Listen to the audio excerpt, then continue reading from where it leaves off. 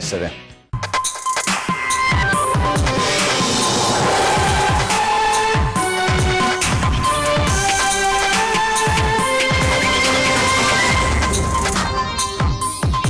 Orrore a Cavarzare, marito ammazza di botte la moglie, l'omicidio alle prime luci dell'alba, l'uomo già ai domiciliari per tentata estorsione è stato arrestato dai carabinieri. Comunità sotto shock a Cavarzare dopo l'omicidio, la 37enne Malia Beccarello non aveva mai denunciato violenze da parte dell'assassino, ma forse avrebbe taciuto per paura. Parla la mamma della bimba trevigiana immunodepressa costretta a casa perché due compagni non vaccinati si erano ammalati di varicella. La legge ci deve tutelare, dice la donna che ha presentato un esposto in procura. Dopo giorni di afa, un violento temporale si abbatte su Padova e provincia, pioggia, vento e grandine, allagamenti in zona industriale, allerta in Veneto fino a domani. Incidenti in autostrada, tragedie che si ripetono, l'ultima ieri sul Passante ed oggi ricorrono 10 anni dal disastro in A4 a Cessalto che provocò 7 vittime, una tragedia finita con l'archiviazione. Il decreto dignità da ieri elegge l'attacco di Confartigianato Treviso, disattese le nostre richieste, sarà un macigno per le piccole imprese, toni duri anche dalla CISL. 62 anni fa la tragedia di Marsinella, 5 i veneti tra le 262 vittime del disastro nella miniera, il ricordo del governatore Zaia, il sacrificio di emigranti che cercavano un futuro migliore. Buonasera, ben ritrovati con la prima edizione veneta dei nostri telegiornali della sera. In apertura l'orrore a Cavarzare, marito ammazza di botte la moglie, l'omicidio si è verificato alle prime luci dell'alba. L'uomo, già ai domiciliari per tentata estorsione, è stato arrestato dai carabinieri. Sentiamo. L'orrore di minuti interminabili di inaudita violenza è fissato sui muri di questa bifamiliare, sui muri, sulla porta d'ingresso, sulla sedia di plastica da esterno. Siamo al numero 13 di via Regina Margherita a Cavarzare. È qui che stamattina fra le 5 e le 6 Natalino Boscolo Zemello, 35 anni, originario di Sottomarina, per ragioni che ancora sono ignote ha percosso la moglie Maila Beccarello, milanese di 37 anni. L'uomo ha infierito sulla sua compagna fino a sfigurarla e poi, quando ha compreso che giaceva oramai inerme, ha chiamato il 118. Quando i soccorsi sono arrivati oramai non c'era più nulla da fare. Coi carabinieri Natalino Boscolo ha tentato di disconoscere maldestramente la sua responsabilità, ma è stato del tutto chiaro che pure per lui il destino era oramai segnato. Il nome di Maila Beccarello va ad allungare l'infinita lista delle vittime di femminicidio. La donna era disoccupata, con il marito e la mamma di lei vivevano a Cavarzare da poco tempo e probabilmente, date le condizioni familiari, la famiglia era seguita dai servizi sociali del comune. In questa casa vivevano in affitto da luglio dell'anno scorso, mese in cui Natalino Boscolo aveva iniziato a scontare ai domiciliari una condanna a 18 mesi per tentata estorsione e violenza privata per una vicenda legata a un credito vantato nei confronti di un conoscente. Gli si era presentato con un'arma a giocattolo e lui, ex pescatore, aveva preteso la somma come risarcimento per un tentativo di investimento subito con un furgone a cui aveva partecipato a suo dire anche la vittima della tentata estorsione. Cosa sia accaduto fra la coppia di coniugi al momento è un mistero. I vicini li vedevano poco e pare non vi fossero segnalazioni di litigi. Neppure la vittima aveva mai presentato denuncia di maltrattamenti in passato e per i carabinieri di Cavarzare Natalino Boscolo era un detenuto modello. Ma confidenze avrebbero fatto intendere che la povera Maila Beccarello non era nuova a manifestazioni violente da parte del marito e che avrebbe taciuto per paura con fiducia mal riposta. Il suo corpo martoriato sarà sottoposto agli accertamenti richiesti dal magistrato. Natalino Boscolo è stato arrestato con l'accusa di omicidio volontario. E l'intero paese di Cavarzare è sotto shock, una follia inaudita, dice la gente. Cose ingiuste che non dovrebbero succedere perché sono cose troppo forti per uccidere una moglie, anche qualsiasi persona, per quello la vita non ha insomma valore. Lei conosceva questa coppia? No. Si vedevano poco? Non è che si niente, non si sentito. È troppo tardi a proteggere queste persone perché forse ormai non si stava al caldo, non so, ma... A A Cavarzere nessuno pare avesse rapporti con la coppia e oggi il viavai di giornalisti per la tragedia che si è consumata in via Regina Margherita ha contribuito a issare un muro di silenzio. Neppure i dirimpettai della bifamiliare vogliono immischiarsi, nessuno ha visto né sentito niente. Si commenta il fatto assurdo e inconcepibile. È strano perché è una roba che capita raramente, però sentirlo proprio qua in paese, insomma, non piace fa star mai, insomma, ecco. Tutto qua perché la gente che mi non neanche conosco, ho vista così a Cavarzere, basta, del passaggio. Sembrava una coppia a posto, dopo non si sa. Una roba che non dovrebbe succedere, ecco. Dopo non lo so i motivi per questo stato, però una cosa che per me non dovrebbe succedere, ecco. Lei conosceva la coppia? No. Maila Beccarello e Natalino Boscolo Zamello stavano a Cavarzere con la mamma di lei, in questi giorni in visita a un figlio. Nel cortile di casa scodinzolavano 3 cani di grossa taglia che sono stati prelevati e portati al canile comunale. Sulla cancellata coperta da una rete verde che protegge da sguardi indiscreti un cartello che fino ad ieri è parso una semplice goliardata e che oggi risuona come un messaggio inquietante e funesto.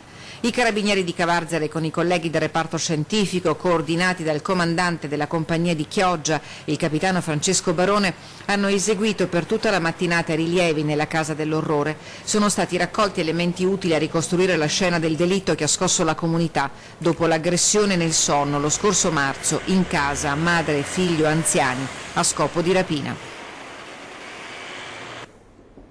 Ed ora il caso della bambina immunodepressa costretta a rimanere a casa dalla scuola materna per non prendere la varicella da 2 compagni non vaccinati. I genitori hanno presentato un esposto in procura. Sentiamo. Secondo me la salute in questo caso è più importante dell'ideologia. A parlare è la mamma della bimba trevigiana di 6 anni che a maggio è stata costretta a rimanere a casa 1 mese e mezzo dalla scuola materna nella speranza di non aver preso la varicella da una compagna di classe e dal fratellino, entrambi non vaccinati. La piccola ha un deficit immunitario in seguito a un trapianto. I genitori hanno presentato denunce in procura contro ignoti per capire come mai i 2 ragazzini, scaduto il termine entro cui dovevano essere allontanati perché non vaccinati, siano rimasti a scuola. Mia figlia ha perso i laboratori di fine anno, ha perso la consegna dei diplomi, le recite, ha perso tante occasioni importanti di vita. A questo punto abbiamo deciso, io e mio marito abbiamo deciso di sporgere denuncia, che in realtà è contro ignoti, perché io la documentazione ovviamente non l'ho mai vista. Voglio però che la procura si faccia mettere a disposizione le carte, perché voglio capire se effettivamente c'era la possibilità, come io ritengo, di allontanare questi bambini. La varicella per la piccola poteva avere conseguenze gravissime. Noi abbiamo una prescrizione medica che è depositata agli atti in procura, naturalmente, in cui i medici spiegano che nel momento in cui mia figlia fosse stata a contatto con un bambino che avesse manifestato la varicella, sarebbe dovuta correre al centro di riferimento dei trapianti per farsi iniettare un antivirale nella speranza che la malattia effettivamente non avesse una manifestazione importante, perché purtroppo la varicella come complicanza secondaria dà anche epatite acuta. E siccome noi un trapianto l'abbiamo già fatto non possiamo permettercene un altro. Sotto la lente del magistrato l'operato di scuola e azienda sanitaria. Io comunque la denuncia non l'ho fatta per avere dei soldi, non chiedo un risarcimento del danno, a me non interessa questo, mi interessa che la magistratura prenda posizione in maniera tale da indicare la strada ai dirigenti scolastici per i prossimi anni, a me questo interessa. La legge va fatta rispettare, conclude la madre, e deve tutelare i soggetti più a rischio. Bimbi che, malgrado la salute precaria, cercano di condurre un'esistenza normale giocando con gli amici e andando a scuola. L'intervento l'abbiamo fatto per vivere, non per star murati in casa. Ho deciso di mandarla.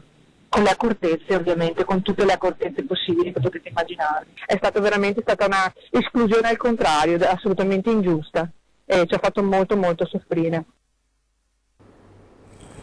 E parliamo ora del tempo, perché dopo giorni di caldo soffocante un violento temporale si è abbattuto nel primo pomeriggio su Padova e provincia. Vediamo.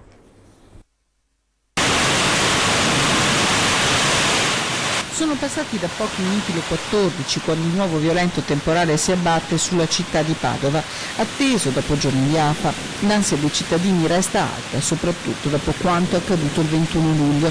Pioggia intensa, qualche minuto di grandinate e forte vento. La città di Padova e la cintura sono segnati da un'evidente zona di rosso, come si vede in questa immagine di ARPAV che mostra una cella temporalesca in atto. Tutto si risolve in poco meno di mezz'ora, ma i segni restano con vigili del fuoco impegnati soprattutto in zona industriale, via Vigonovese e via Prima Strada, dove i cittadini si trovano a fare i conti con allagamenti e alberi caduti.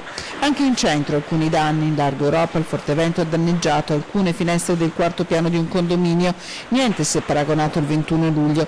Allagamenti a Montegrotto, la grandinata ha interessato anche alcuni comuni della zona nord della città. E proprio per l'avvicinarsi di una saccatura da ovest unita alla permanenza di aria molto calda ed umida si possono verificare ulteriori fenomeni di instabilità sul Veneto con rovesci e temporali localmente anche di forte intensità. Per questo la Protezione Civile regionale ha dichiarato lo stato d'attenzione su tutti i bacini idrogeografici del Veneto fino alle 9 di domani mattina, giovedì 9 agosto. Per domani si prevede tempo soleggiato con probabilità medio-bassa di temporali nelle ore centrali della giornata. Torniamo ora a parlare degli incidenti in autostrada, tragedie che purtroppo si ripetono, l'ultima ieri sul passante di Mestre ed oggi ricorrono i 10 anni dal disastro di Cessalto che provocò 7 vittime, tra cui un bimbo di 10 anni.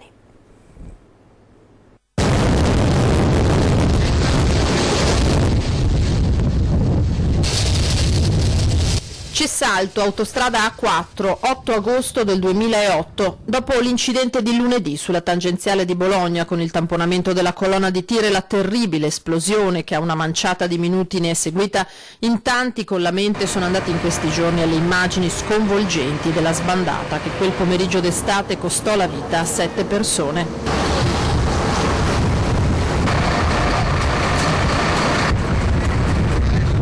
È il tir di una ditta di Tombolo, nel Padovano, condotto da un camionista polacco a compiere il tragico salto di corsia, invadendo l'altra carreggiata da dove in quel momento sopraggiunge un camion della Bartolini di Casale sul Sile, guidato da un autista marocchino. È l'inferno, la BMW di Mirko Carta di Tiene e Michele Carini di Piovene Rocchette non riesce a fermarsi in tempo e nell'auto rimasta schiacciata tra i due mezzi trovano la morte 3 bolognesi, Paolo Calista di 39 anni, il figlioletto Lorenzo di 10 e un insegnante di 58 anni, Maria Luisa Pombeni. In 12 vengono iscritti nel registro degli indagati, tra cui i vertici di Autovie Venete, con l'ipotesi di reato di omicidio colposo plurimo. Barriera di contenimento inadeguata, si dice. Si verifica lo stato del tir, eventuali difetti di fabbricazione, manutenzioni. Poi, nel 2013, dopo che le famiglie delle vittime sono state risarcite, il fascicolo viene archiviato. Nessuna responsabilità oggettiva, se non la tragica manovra dell'autista. Immagini che riportano agli incidenti in autostrada di questi giorni, come l'ennesimo tamponamento mortale ieri sul passante a Preganzeol, dove ha trovato la morte Livia Righi, 72 anni, di Ancona. Il conducente del mezzo ungherese rimasto illeso è ora indagato per omicidio stradale.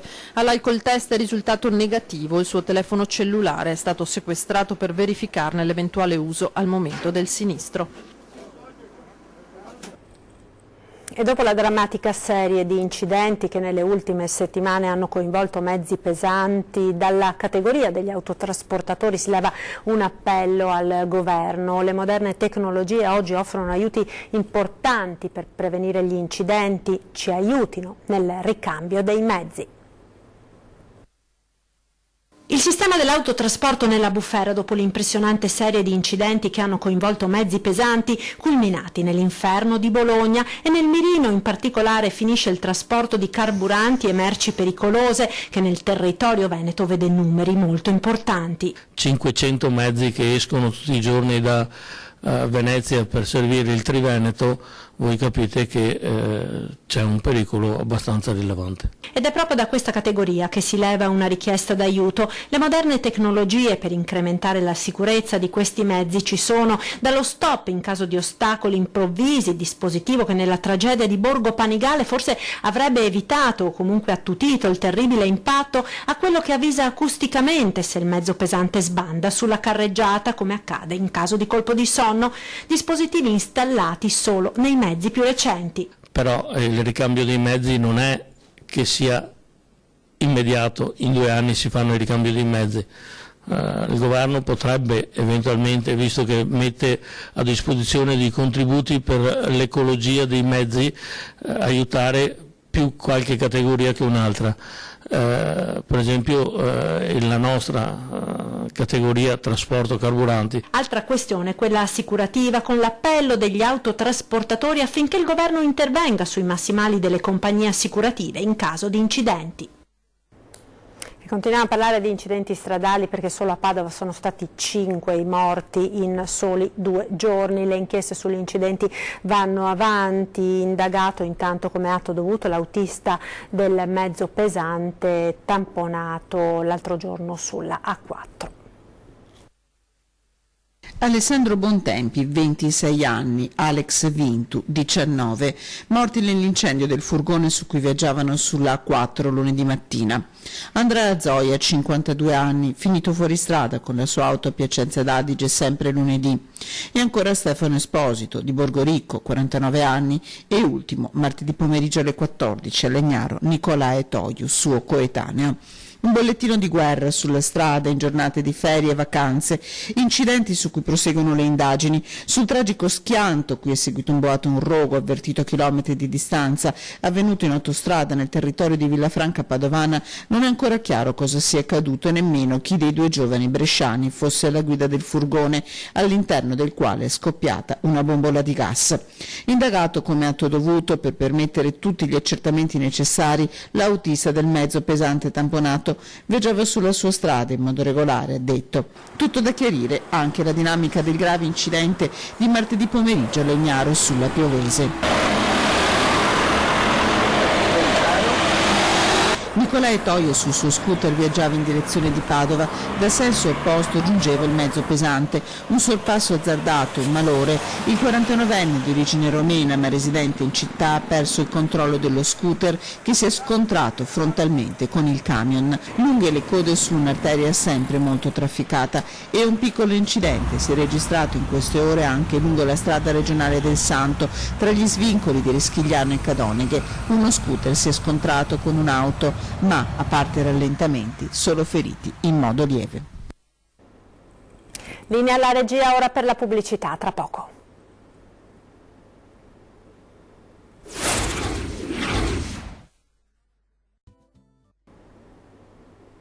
Rieccoci in diretta con l'edizione del Veneto dei nostri TG. Decreto dignità, una legge contro il lavoro, insorgono anche le piccole imprese e la CISL. Sentiamo.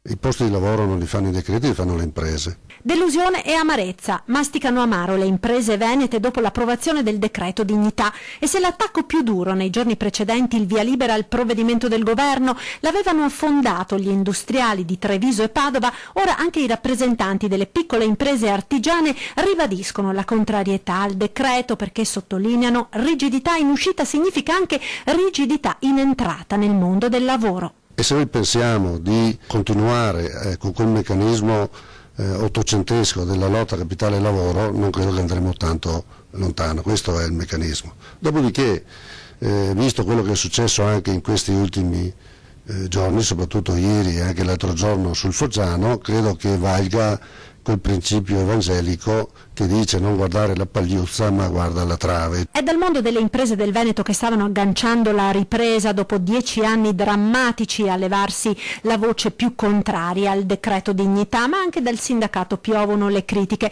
Se la CGIL ridimensiona il problema... I lavoratori potenzialmente interessati in Veneto sono 25.000 e lo dice Veneto Lavoro, non lo dice la CGIL, e quindi in qualche modo troppo allarmismo non serve. Il tema della precarietà, della riduzione della precarietà è un tema che anche gli industriali dovrebbero prendere seriamente. È dalla CISL che si leva un grido d'allarme per i posti di lavoro che rischiano di non essere rinnovati alla riapertura delle aziende dopo le ferie. Già per certo stanno arrivando lettere di licenziamento, già per certo stanno arrivando comunicazioni di mancati rinnovi e pertanto tutte le azioni che intenderemo adottare per salvaguardare i posti di lavoro, perché non c'è lavoratore se non c'è dietro un posto di lavoro.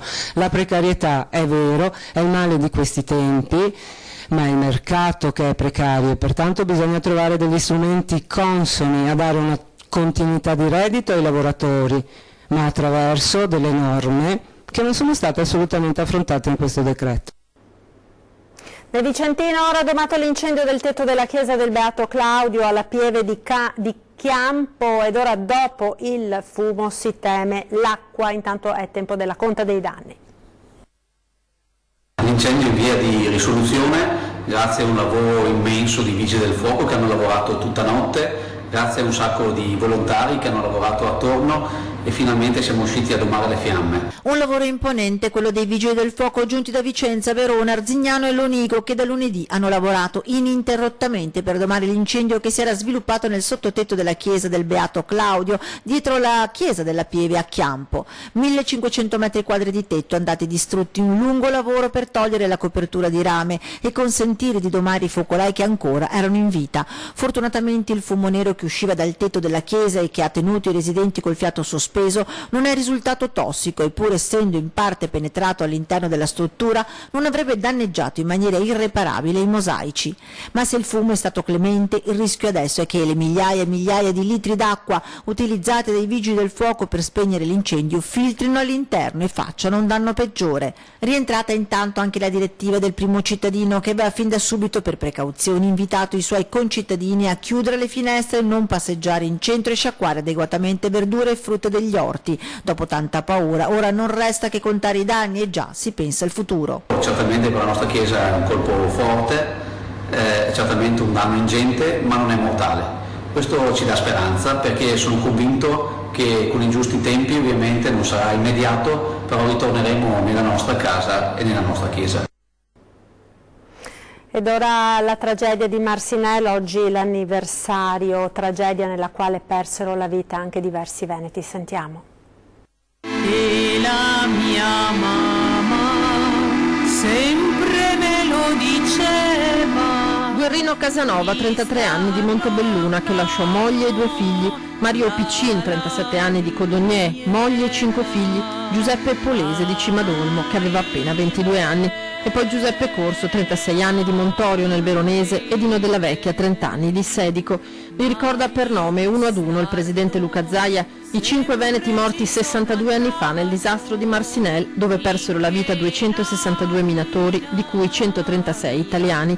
A loro va il nostro ricordo e mesto omaggio, conclude Zaia, consapevoli che se oggi i veneti possono brillare all'estero come studenti, ricercatori, lavoratori e imprenditori, è grazie anche a chi nel passato ha creduto possibile un futuro migliore nel rispetto delle regole e delle leggi internazionali, mostrando il vero volto di chi sa qual è il valore della vita e del lavoro.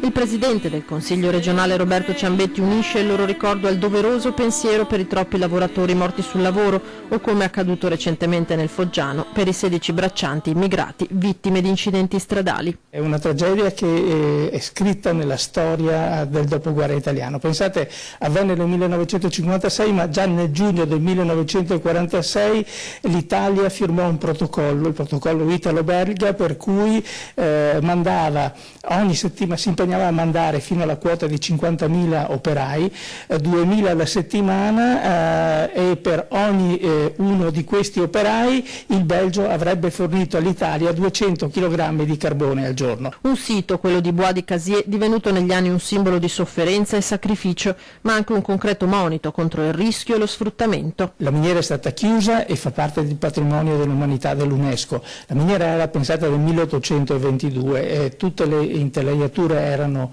in legno con qualche ammodernamento e sostanzialmente era una miniera obsoleta tecnologicamente, ma ci fu anche un grave errore umano, un intervento della dirigenza della miniera molto ritardato. Ci furono processi alla fine dei quali ci fu soltanto un unico condannato, un ingegnere, 6 mesi con la condizionale. Delle assicurazioni non si è più saputo nulla. È tutto per questa edizione, vi lascio le previsioni del tempo per domani. Arrivederci.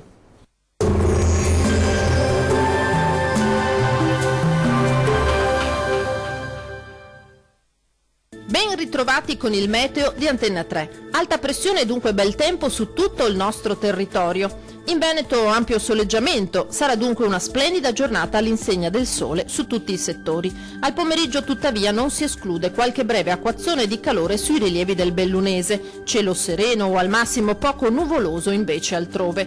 Temperature minime tra 21 e 24 gradi, massime tra 30 e 35 gradi. Diamo uno sguardo al Friuli Venezia Giulia, poche novità, situazione molto simile solamente con qualche pioggia al pomeriggio sui rilievi alpini. Ampio soleggiamento invece altrove con il cielo che si presenterà sereno o al massimo con presenza di poche nubi a carattere sparso. Temperature minime tra 21 e 22 gradi, massime tra 31 e 35 gradi. Vediamo infine la situazione del Trentino Alto Adige. Non cambia di molto la previsione, con tanto sole al mattino e con accesa instabilità invece dal pomeriggio, con temporali sui settori alpini di confine localmente anche di moderata o forte intensità. Temperature minime intorno ai 21 gradi, massime tra 31 e 34 gradi.